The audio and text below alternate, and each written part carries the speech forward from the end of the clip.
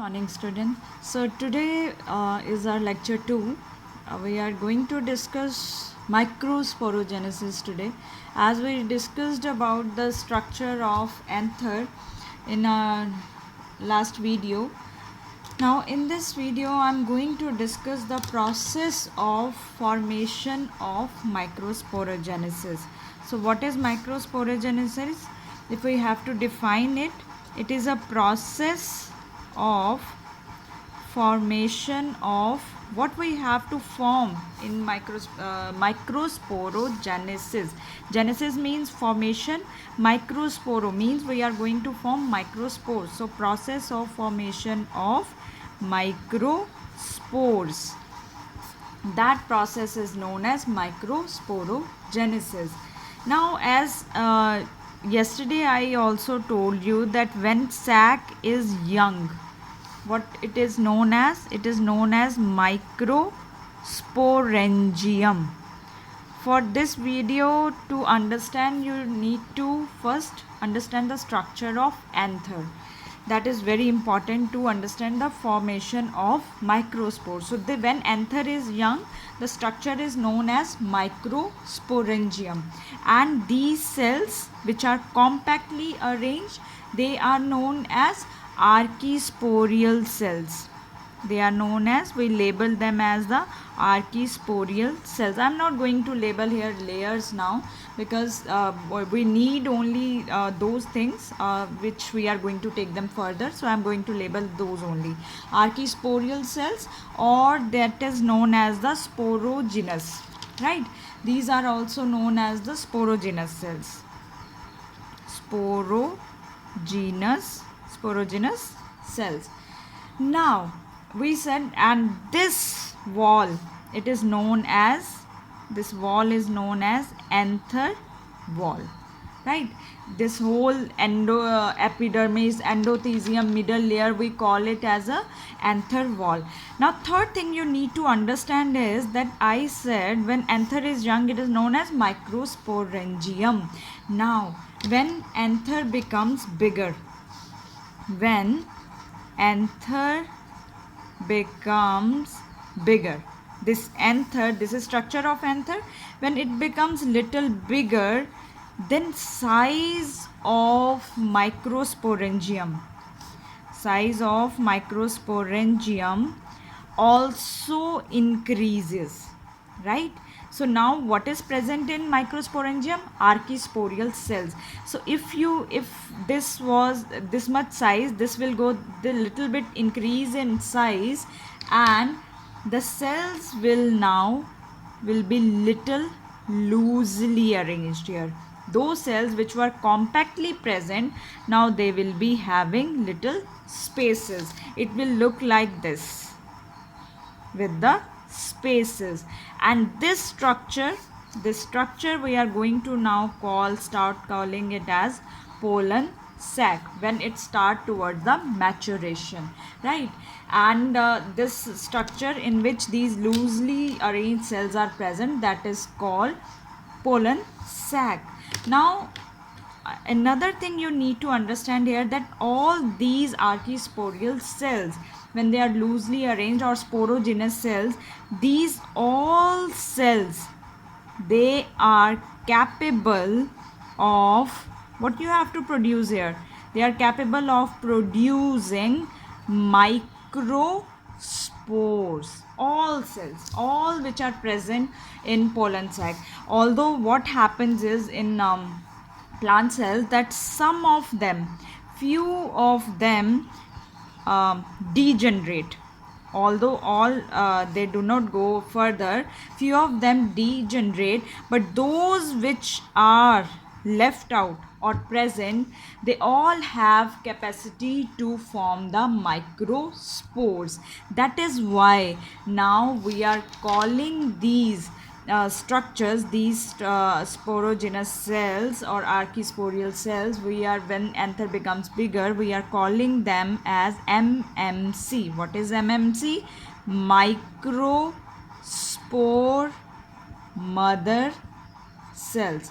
So how this is actually happening? When anther becomes bigger, then these sporogenous cells, they can give rise to microspores, and they are known as MMC, that is microspore mother cell.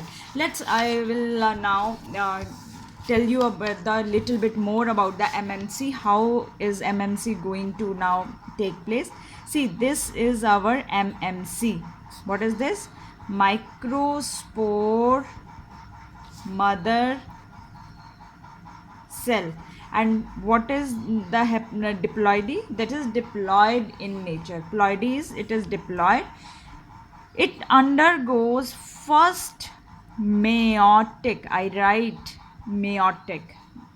Please carefully listen. That first meiotic division here, and it will form microspore tetrad. Tetrad means how many cells are going to be there? 4. But ploidy is haploid. Tetrad means 4 haploid cells are formed, which are attached to each other, right? That is formed after the meiotic division. Which type of tetrad usually we see? This kind of tetrad. 1, 2, 3. Here is fourth. Fourth will be at back. Fourth is always at back. And this type of tetrad, which is most common, this type of tetrad is very most common structure among angiosperms, and this tetrad is called tetrahedral type. There are other types also. We are not going to discuss them here because in our syllabus and NCERT we have to concentrate on tetrahedral type only. That is the most commonly present. Otherwise there are linear also, isobilateral also. Then these spores, these cells, 1, 2, 3 and 4th at back, they are known as microspores, right? Microspore tetrad means 4 microspores. And now after maturation, when the maturation is complete, so after maturation stage is done, the cells of tetrad, they give rise to 1, 2, 3, 4 haploid microspores. Clear? And each microspore is coated by 2 layers. It is very important for your practical purpose also, because practical is also there. Each spore has 2 layers. One is internal, that is intine, and one is exine. Usually we draw it like this kind of structure. I will discuss in detail also about this structure. So this sporopollenin, that structure is exine, and the internal one is intine, right? But how you are going to show in this diagram? Now after meiosis, how the structure will look here? All will be having tetrahedral structure. In usually what happens in plant is that it is not like that half of the half of the structure look like this, half of the structure look like, no. At particular stage whole structure will be covered with the layers. Then second stage it will be like little free cells. Third stage it will form the tetrahedral type of the microspores. Then the last will form microspores. That will be our last stage of microsporogenesis. So this is how the formation of microspores takes place. In next video I will discuss with you formation of male gametophyte, which we call as the pollen grain.